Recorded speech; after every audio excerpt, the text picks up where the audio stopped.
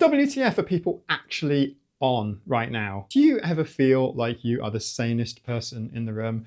Well, if not, you will at the end of this video, because today we have Dr. John Campbell, former healthcare educator, rose to prominence during the COVID-19 pandemic by communicating science and the news in a calm, professional, educational way. He made educational healthcare content. Because the amount of autism in the United States has been increasing dramatically since the year 2000, indicating that this is some product of lifestyle factors in the 21st century. And on the other side of things, we have the belief in magical mind-reading autistic children. +2. So he got the plus too. I was wondering, because I was looking at the 2 the whole time and I saw his hand going somewhere else. I mean, is autism now a literal mind-bending superpower? Like getting bitten by a radioactive autism creature to acquire psychic abilities? You just can't make this stuff up. And this isn't some small little niche, little back alleyway sort of thing. No, this podcast beat Joe Rogan's, very briefly. Let's do it, let's talk about it. How do we know right from wrong? How do we know fact from fiction? How do we process the world that we're living in? Or how do we process all of this information from the news, from social media, from YouTube, from podcasts and blogs and articles and even scientific papers? How do we know what's true? Quick recap, why I'm talking about this. These 2 stories, Dr. Campbell's so-called massive autism increase, likely due to lifestyle factors and a secret US government cover-up, and the telepathy tapes might seem unrelated, but they share one crucial thread. They prey on our lack of scientific literacy and critical thinking.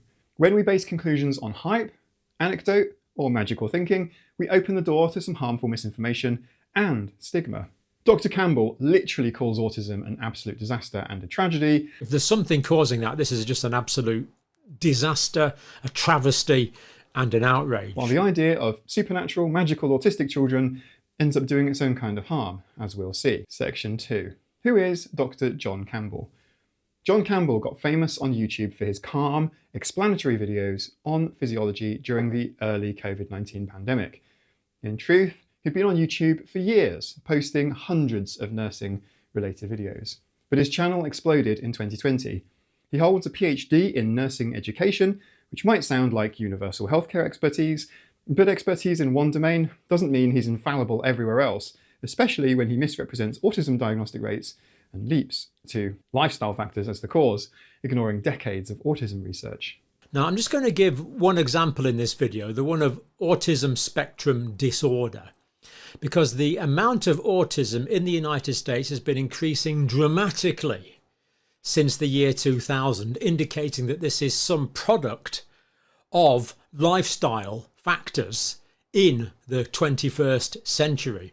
Let's have a brief look at the data and then we'll have a look at what's likely going to be happening. In the pseudoscientific community, lifestyle factors translates to toxins and 5G, restrictive diets and that sort of thing. I've covered these topics before on my channel several times. In this one video, he takes just this one data set, that is the annual rates of new autism diagnoses in 8-year-olds across 11 sampling sites, but extrapolates this single data point into a sensational video about autism, flavoured as though we have an epidemic. So 1 in 50 in the year 2000 to 1 in 36 in the year 2020, a massively increasing trend, an upward trend that's been going on for decades and definitively since 2020. But if you ask me, an epidemic of autism might mean trains running on time and quieter, cleaner public spaces, plus no more scratchy tops. This one's not too bad, actually. Could be great. Jokes aside, we need to look at real evidence, not scaremongering. He reads the CDC data accurately, 1 in 36 for the latest 2020 figure. But why is that number climbing? He jumps to lifestyle factors and echoes Trump and RFK's claims that the government is hiding the real cause. That's all in his video, which I've linked in the description if you really want to watch it. The CDC data itself doesn't mention pesticides or toxins like John Campbell does. It simply tracks how many 8-year-olds are identified with autism over time. Campbell's leap from raw data to conspiratorial blame is a giant step that the evidence doesn't support. The first person ever formally diagnosed with autism was Donald Triplett in 1943 by Leo Kanner. If you extrapolate from that, you could say that we had 0 new autism diagnoses before 1943. Does that mean that autism didn't exist back then? Of course not. The labels and diagnostic criteria just weren't in place. Triplett lived a long, fulfilling life. He even worked at a bank for 44 years. He definitely wasn't unable to work effectively in most jobs, which is contrary to what Dr. Campbell implies about autistic adults. The rise in diagnoses mostly reflects better identification. Autistic adults and charities, except certain infamous ones looking at you, Autism Speaks, have been pushing for research on how to support rather than eliminate autism or autistic people. Many autistic people have moved on from calling it a disorder to a condition, reflecting the reality that it's not inherently pathological. It's not entirely about our brains or bodies, but also about the world around us. The focus and burden for change should come from aspects of society first. As an autistic person, my biggest obstacles come from environments and other people, loud lights, poor accommodations, or arbitrary social expectations, rather than something broken inside me. We went to a restaurant for Christmas dinner with my parents. My mum is disabled and uses a wheelchair. And the restaurant said that would be fine. This is the only route that the restaurant has for wheelchair users. On that afternoon, it wasn't her physical disabilities that disabled her, but the thoughtless design, bad joinery of the building, which had only recently been refitted. That doesn't mean, in a perfect world, she isn't a disabled person with high daily support needs, but that she's been somewhat embarrassingly disabled by the venue. As an autistic person, most of my disabling factors come from environments that I have to live and work in, and the people within them. There's a great many studies, reports, and literature from autistic adults and allistic ones alike. The disorder in autism itself is only context specific and sometimes isn't a disorder at all, but a mere difference in processing, a neurological difference, which is why we could do without the stigma that makes disabling factors worse. The real reasons for the rise. Reason number 1, the diagnostic expansion. The DSM, which is how psychological professionals diagnose conditions, used to separate Asperger's, classic autism, and PDD-NOS, because there is no clear scientific evidence for these being distinct conditions. They're all merged into the DSM-5 into autism spectrum disorder. The disorder part is because of the American healthcare system requiring a diagnosis code for insurance coverage and treatment. Without a diagnostic code indicating a disorder, insurance companies won't cover therapies, accommodations, or support services that autistic people might need. It's a bureaucratic necessity rather than a reflection of how we understand autism today. Many autistic people prefer the term autism spectrum condition or just autism. Reason number 2, increased awareness and screening. Schools, paediatricians, and parents are more tuned in to look for social communication differences, especially among girls and people of colour that used to be overlooked. Recent studies are starting to investigate the overlap with non-cis, trans, and gender diverse individuals. Better tools means better screening, and that means more diagnoses. If you're watching this, John, do you remember all of your coverage of the COVID screening? It's similar to that. If you don't look for something, you won't find it. Reason number 3, self-advocacy. Adults are recognising themselves in autistic traits and in the shared experiences of other autistic adults, even, dare I say, on this channel. Some of those might go on to seek formal diagnoses, and of those, only those who choose to share the diagnosis with their GP will be included in governmental healthcare statistics. Put all this together, you get higher numbers. None of this requires a hidden boogeyman sprinkling little bits of autism into your children's breakfast cereals. For the CDC report, it's reasons 1 and 2. But when diagnoses finally catch up and we don't have a missing, unidentified population of autistic people, only then can we accurately evaluate whether the prevalence of autism is changing compared to the general population. And that is not going to be for a while, I think. At least 2 generations are currently discovering themselves, and the stats won't catch up until they do. The CDC report also provides a summary on co-occurring intellectual disabilities, which John communicates like this. So approximately a third of children with autism spectrum disorder also had intellectual disability. Now, if there's something interfering with the intellectual disability or the intellectual development of children, that is just a massive risk. So of the children with autism, about 2/3 did not have intellectual disability, but about a third did. Not good at all. Look, it's true that those of us who are autistic are in an underemployed demographic, but it's not because we have lower IQs. Generally, we have IQs within the normal range, a little bimodal in distribution, with some higher IQ than the general population too. But it's because we're struggling, and depending on an autistic person's needs, they should be generally accommodated. I have a document prepared by my psychologist, worded neuroaffirmatively, so it's not like Mike is completely unproductive if he's in a noisy environment, but it explains the various accommodations that would benefit me in a workplace, should my YouTube channel fail and I have to get a job really quickly. Now, if this is caused by an external factor, it means there's an external factor here which has caused lifelong intellectual disability. And I think the IQ here was below 70. So basically, these are people who couldn't work effectively in the majority of jobs. If there's something causing that, this is just an absolute disaster, a travesty, and an outrage. Autistic people work in all fields. We are everywhere. Tying autism to a universal inability to work is frankly insulting, and that applies to intellectual disabilities too. Now, if you watch John Campbell's full video, he's very effusive about Trump and RFK, who he believes will solve the autism mystery. Well, I think you'll agree, certain amount of excitement there amongst the journalists. I can't really imagine the barrister Sir Keir Starmer. A bit like Scooby-Doo. But instead of kids, it's older men with one less van and one more brainworm. But anyway, I'm sparing you Trump and RFK in this video because I've already spoken about them here in an earlier video linked in the description. And if you find this sort of debunking content helpful, please give this video a like and consider subscribing if you want more content on autism myths, I guess, and neurodiversity. I'd love to grow this channel past the one run by a certain questionable autism charity, so thank you for supporting me. Section 3. Enter the Telepathy Tapes. Now for our second star of anti-intellectual culture, the Telepathy Tapes. This documentary claims that some non-speaking autistic children communicate telepathically using ESP. In the trailer, families show kids responding to prompts without clear cues, implying mind-reading powers. But there's zero, I'll say that again, there is zero peer-reviewed research confirming telepathy in autistic children or anyone. So the kids are communicating, yes, but is it telepathy? That's never been replicated in controlled experiments. Researchers have tried to prove telepathy for ages. The Ryan experiments, for example, James Randi's $1 million challenge, which nobody succeeded in claiming, because these are being tested under strict conditions.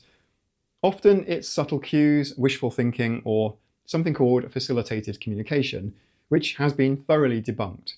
Facilitated communications results vanish under controlled tests where the facilitator can't see the prompts. I think the thing that's bugging me about this, that's niggling me, is that this narrative paints autistic children as magical or mystical, which is ignoring their real need for evidence-based supports like AAC or sign language or speech therapy.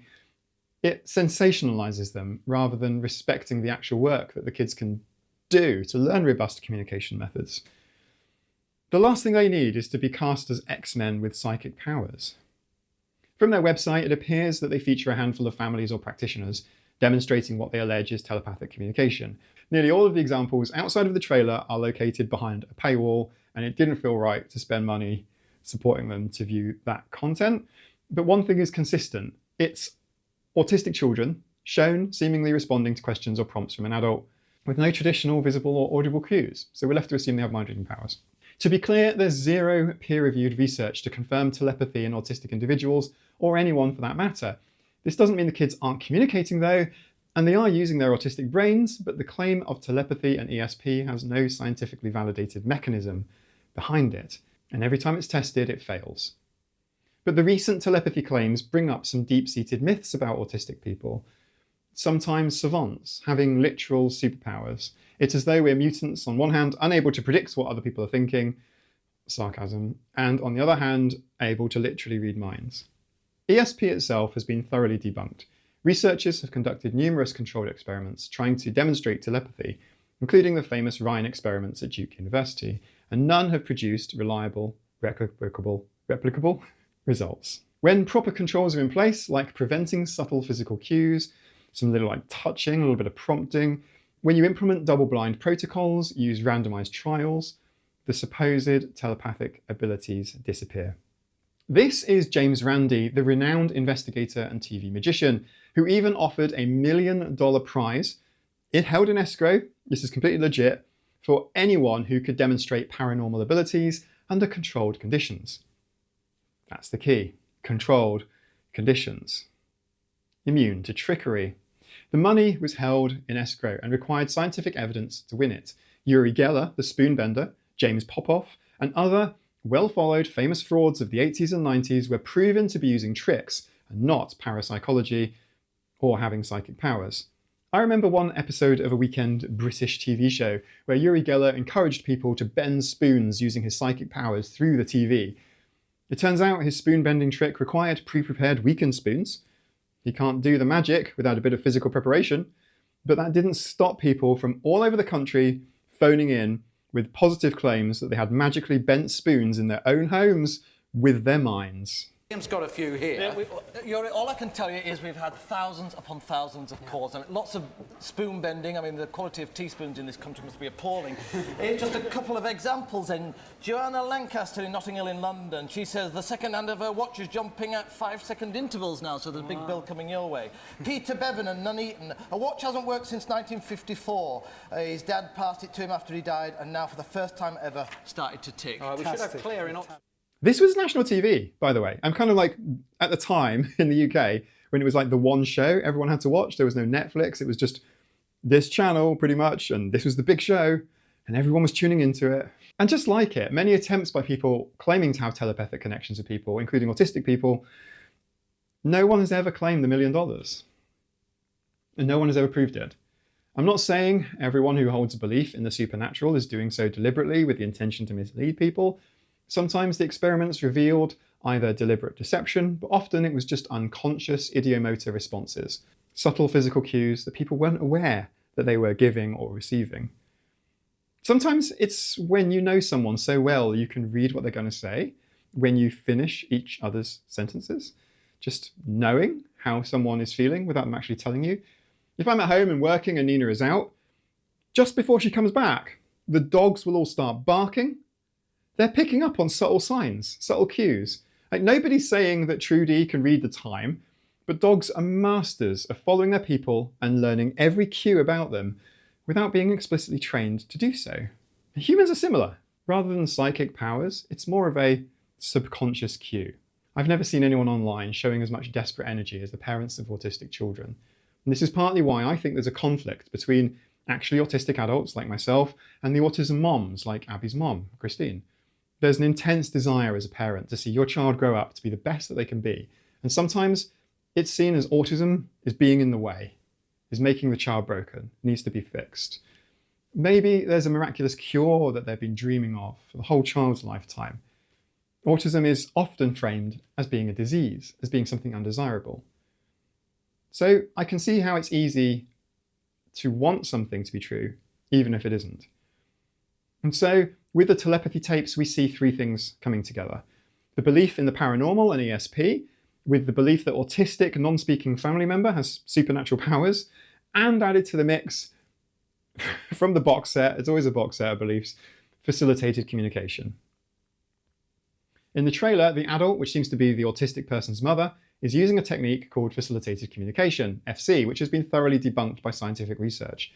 FC involves a facilitator physically supporting the person's hand or arm while they type or point to letters, but controlled studies have shown that the facilitator is unknowingly guiding the communication, not the non-speaking person.